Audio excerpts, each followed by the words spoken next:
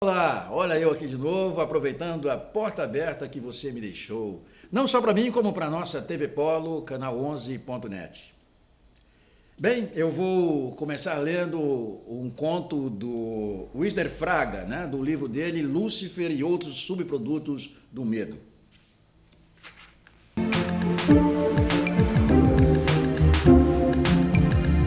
Romance moderno. 6 meses bastaram para que soubessem tudo um do outro.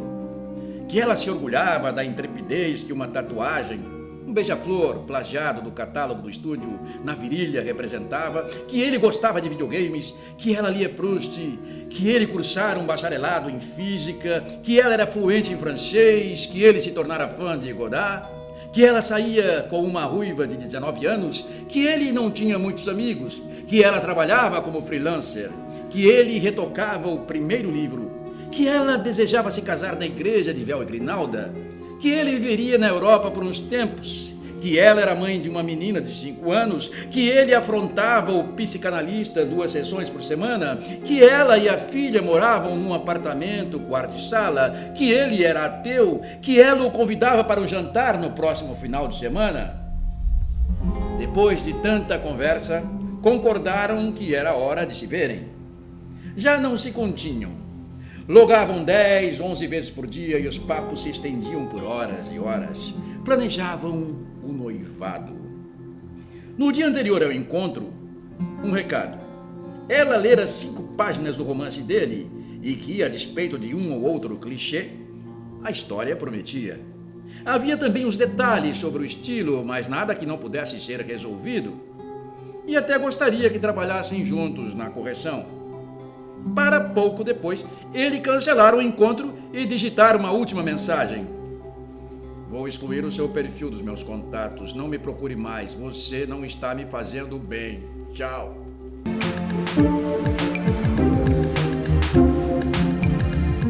Outro conto do Wisner Fraga, chamado Necessidade.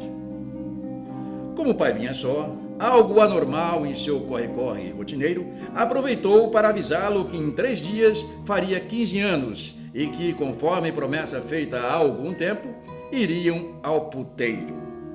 Casa de massagem, corrigiu o encabulado.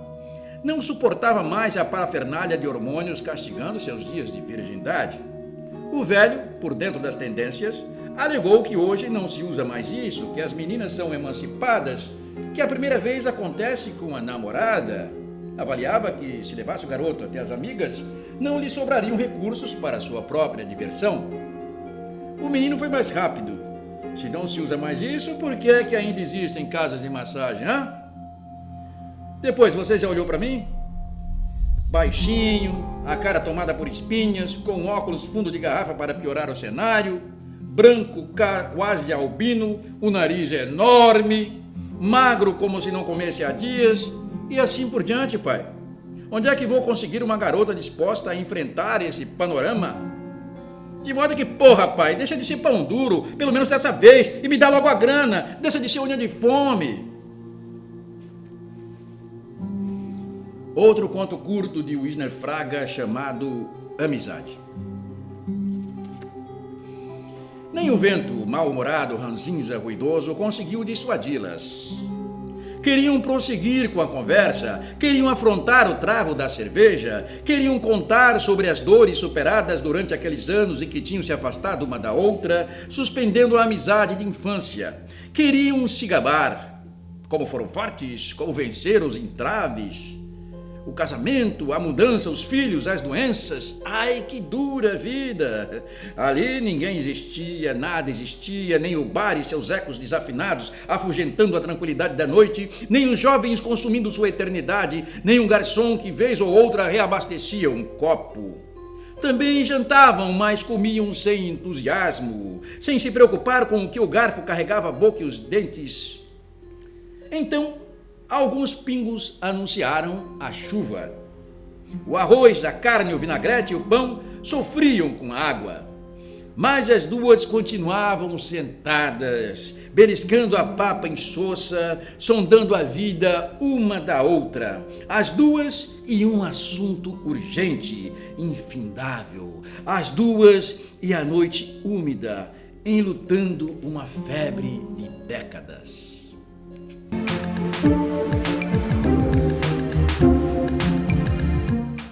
Vou ler agora do Rubem Alves, do seu livro Perguntaram-me se acredito em Deus. Vou ler uma das suas crônicas, que são crônicas contos, algumas delas. Os Jardins e as Pedreiras. Era uma vez um homem muito rico, possuidor de vastas propriedades, que era apaixonado por jardins. Os jardins ocupavam seu pensamento o tempo todo e ele repetia sem cessar: o mundo inteiro ainda deverá se transformar num jardim. O mundo inteiro deverá ser belo, perfumado e pacífico. O mundo inteiro ainda se transformará num lugar de felicidade. Suas terras eram uma sucessão sem fim de jardins. Jardim para cá, jardim para lá, cada um deles cercado de uma forma típica. Cercas de bambus, cercas de pedra, cercas de hibiscos, cercas de troncos de eucaliptos, cercas de buganvílias, cada qual mais bonita que a outra. Havia os jardins japoneses, os ingleses, os italianos, os jardins de ervas, os franceses. Seus jardins eram cuidadosamente cuidados, as plantas podadas, adubadas e regadas, as ervas daninhas arrancadas, as pragas eliminadas.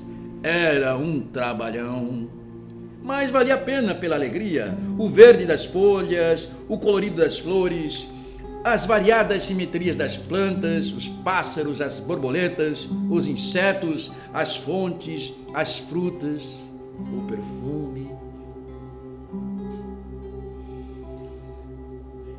Os jardins franceses com suas formas geométricas, os jardins ingleses em que as flores se misturam com as pedras sem ordem aparente, os jardins de ervas com pés de alecrim, hortelã, lavanda e malva, as hortas que também são jardins. Passados meses, voltou o senhor ansioso por ver os seus jardins. O primeiro mostrou-lhe o jardim japonês que plantara. Estava lindo. O senhor dos jardins ficou muito feliz e sorriu. Veio o segundo e lhe mostrou um jardim inglês, exuberante de cores.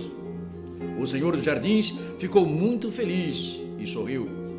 Aí foi a vez do terceiro. O senhor, olhando por entre as grades do portão trancado, não viu um jardim. Viu um pátio cimentado onde não havia planta alguma. O que aconteceu? Ele perguntou. Ah, senhor, preciso confessar, os jardins me dão medo. As plantas me assustam, elas são vivas, estão sempre se transformando, crescendo, morrendo, deixando cair as folhas. Assim, o que o meu coração pediu foi que eu cimentasse, Senhor, cimentasse a terra para que nenhuma planta crescesse nela. As pedras não são como as plantas, Senhor, elas são confiáveis, não se mexem, falam de eternidade. E com essas palavras entregou ao Senhor dos Jardins a chave do cadeado. O Senhor dos Jardins ficou muito triste e pensou: esse jardim está perdido, deverá ser todo refeito. E dirigindo-se ao primeiro e ao segundo jardineiros, disse: vocês vão ficar encarregados de cuidar desse jardim também. Quem ama jardins, terá mais jardins. E quanto a você, disse ele, dirigindo-se ao terceiro, respeito o desejo do seu coração. Você ama as pedras, né? Muitas pedras você terá. Assim, de hoje em diante, você irá trabalhar na minha pedreira, entendeu? Mestre Benjamin arrematou: nosso castigo é a realização do desejo tolo do nosso coração.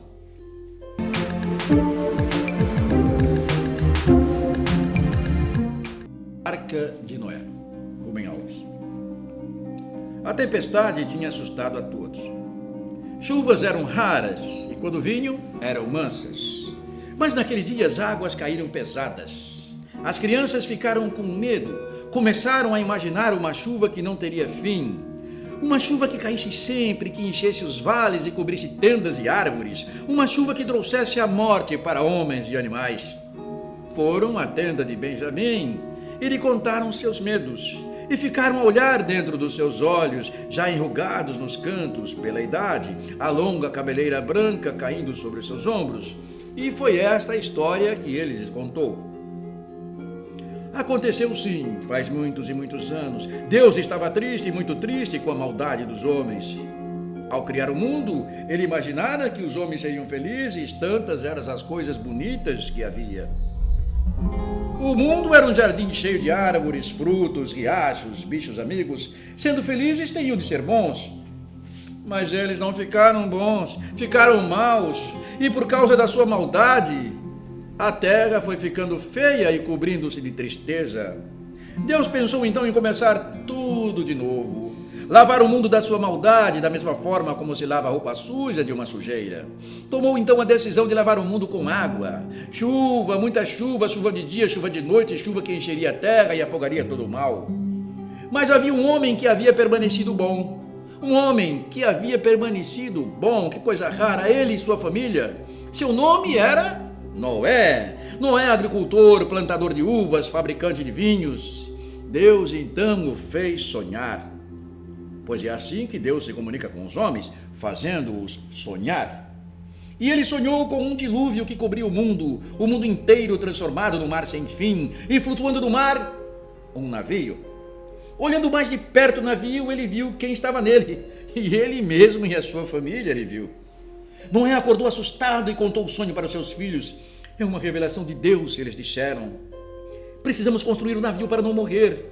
Ato contínuo, buscaram madeiras, tomaram ferramentas, serrotes, martelos, pregos e puseram-se a construir um navio que se chamava Arca.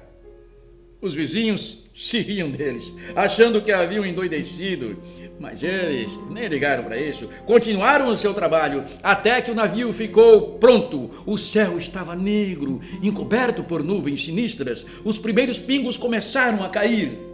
Noé então ordenou que sua família entrasse logo no navio. E os animaizinhos não eram malvados, não mereciam morrer, disse o menino. Não, disse Benjamim com um sorriso. O navio era grande para todos eles. Assim Noé juntou todos os animais, seus amigos, ovelhas, cabritos, bodes, jumentos, cães, gatos, cardeiros, bois, vacas, cavalos, galos, galinhas, patos, gansos, pombas, corvos. E os coelhinhos? Perguntou uma menina que tinha um coelhinho branco no seu colo. Também os coelhinhos. Os peixes não, porque eles sabem nadar. Entraram todos no navio e Noé fechou a porta. Aí veio a chuva, aquela chuvarada. Choveu durante 40 dias e 40 noites. E depois de 40 dias, o que aconteceu depois de 40 dias? Parou simplesmente de chover. As águas baixaram e as plantas ficaram verdes de novo. Mas Noé estava fechado dentro do navio, não sabia o que estava acontecendo do lado de fora. Aí ele teve uma ideia. Pegou um corvo e disse-lhe que voasse sobre a terra e lhe trouxesse informações sobre como estava o mundo. O corvo saiu, viu aquela beleza toda e se esqueceu de voltar para contar. Noé então mandou uma pombinha. A pomba foi, viu e voltou com um ramo de oliveira no bico. Noé compreendeu. O ramo de oliveira estava dizendo: está tudo em paz. Desde então, as pombas passaram a ser o símbolo da paz. Mas e se Deus resolver mandar outro dilúvio? Perguntou o menino. Benjamim tomou as crianças e as levou para fora de sua tenda. Havia um enorme arco-íris no céu. Estão vendo o arco-íris com 7 cores? Quando o dilúvio acabou, Deus pensou: agora os homens vão ficar com medo de um outro dilúvio. Preciso dizer a eles que nunca mais um dilúvio destruirá a terra. Darei ordens ao sol para que ele faça passar sua luz pela água da chuva e faça um vitral de cores no céu. 7 cores. Esse vitral de 7 cores, o arco-íris, será a minha assinatura nos céus como garantia da minha promessa.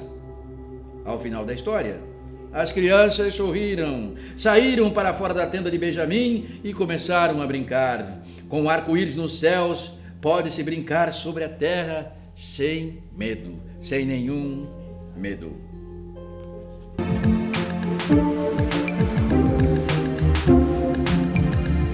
A história de Rubem Alves, o homem sem pecados e a prostituta. O Senhor das Histórias olhava com desconfiança para as pessoas religiosas e olhava com grande compaixão aqueles que os religiosos desprezavam como pecadores. Vendo o homem religioso e arrogante que se gabava das suas virtudes, ele contou a seguinte parábola. Era uma vez um homem que subiu ao templo para orar. Era homem de muitas posses e que observava rigorosamente todos os preceitos da sua religião. Era um homem sem pecados. Subiu também ao templo com o propósito de orar uma meretriz que ganhava o seu pão com a prostituição. Ela era uma pecadora. O homem religioso de pé orava de si para si desta forma: "Oh Deus, graças te dou, porque não sou como os demais homens, ladrões, injustos e adúlteros, nem como essa prostituta desprezível. Jejuo 2 vezes por semana e dou o dízimo de tudo quanto ganho, Senhor." A prostituta, ao longe, não ousava nem mesmo levantar os seus olhos aos céus, mas batia no peito, dizendo: "Oh Deus, tem dó de mim, pecadora." A prostituta voltou para sua casa em paz com Deus. Mas não o homem religioso, não. E voltando-se para os homens que se gabavam de sua santidade reunidos ao seu redor, disse: "As prostitutas entrarão nos céus antes de vocês."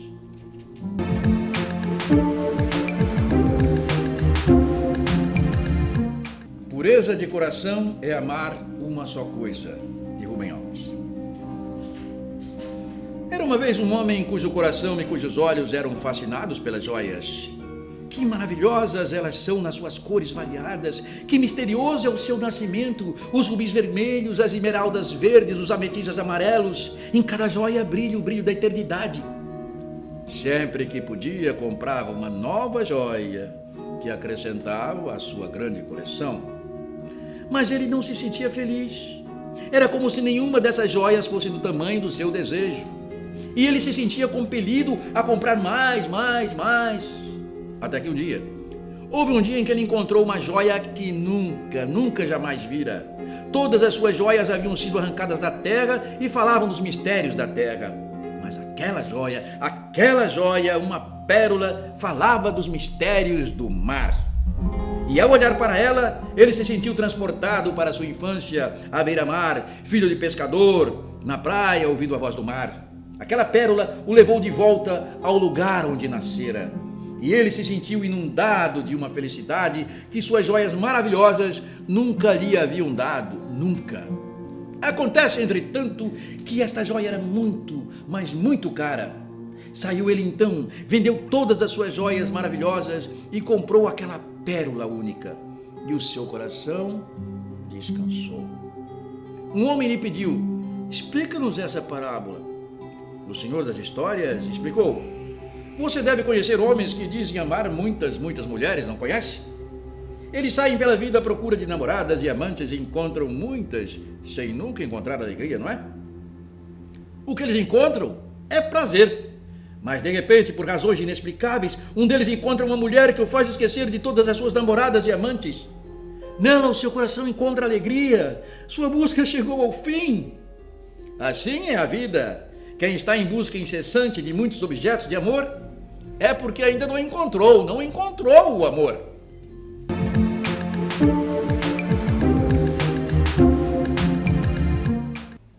Mais um conto crônico aqui do Rubem Alves. Vivendo a vida como as crianças vivem. Um homem da multidão lhe perguntou: "Qual o segredo da paz?" O Senhor das Histórias respondeu: Não andem ansiosos pela vida, pelo que irão comer ou beber, não, nem pelo corpo quanto ao que haverão de vestir, de modo algum. A vida é mais do que a comida, entendem? O corpo é mais do que as roupas. Olhem as aves dos céus, não semeiam, não colhem, não ajuntam em celeiros, contudo a vida cuida delas. E vocês valem muito mais que as aves. E qual dentre vocês, por ansioso que esteja, pode, com a sua ansiedade, acrescentar um único dia à sua vida? E qual é a razão por que vocês se preocupam tanto com a roupa com que se vestem? Vejam como crescem os lírios do campo. E eu afirmo que nem mesmo os reis e as rainhas se vestem como qualquer deles. Vocês devem, em primeiro lugar, se preocupar com a sabedoria da vida e a justiça que nela há. E todas essas coisas lhes serão secundárias. Não fiquem inquietos por aquilo que ainda não aconteceu e nem se sabe se acontecerá. Tratem de cuidar dos males do amanhã, mas cuidem desses males amanhã, não hoje. O mal de cada dia é suficiente para aquele dia.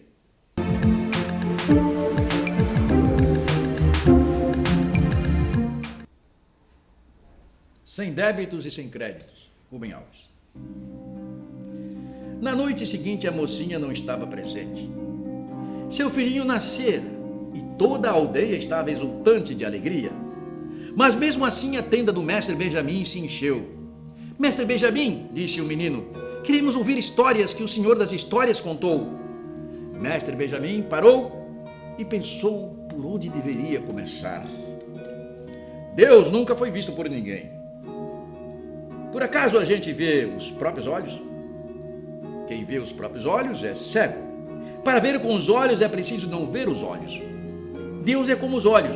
Não podemos vê-lo para ver através dele. Deus é um jeito de ver.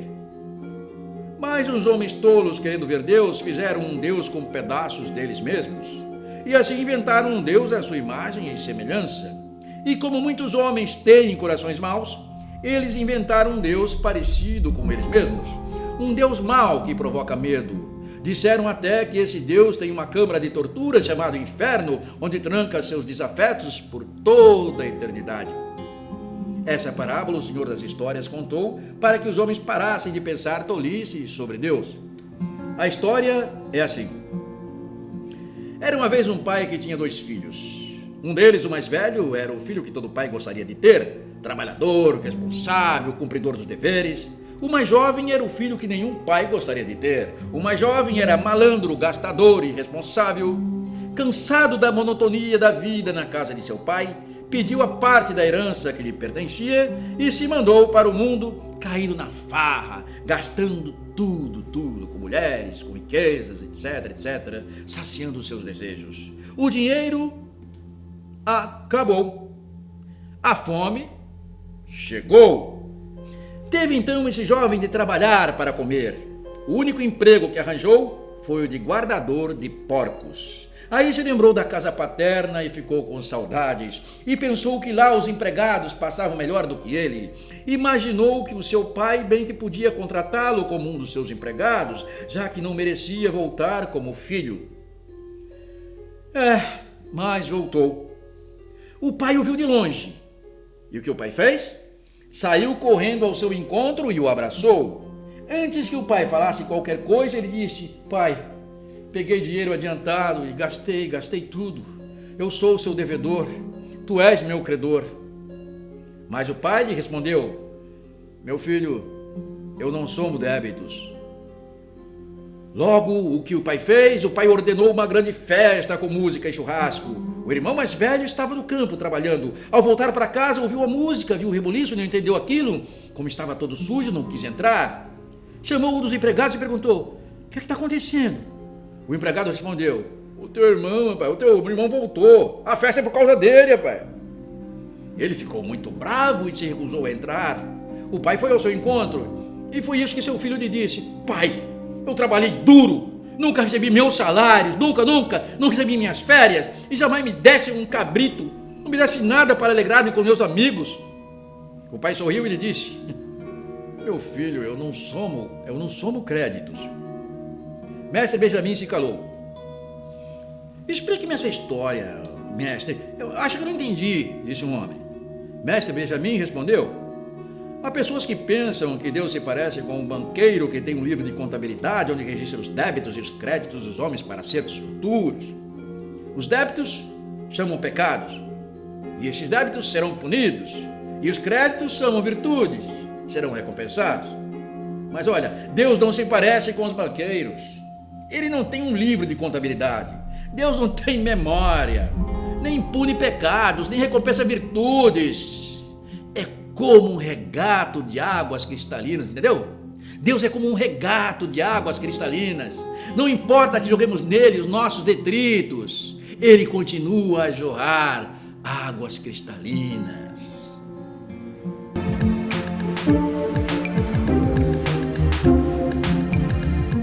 Foi isso, espero que vocês tenham gostado dos pequenos contos crônicas de hoje.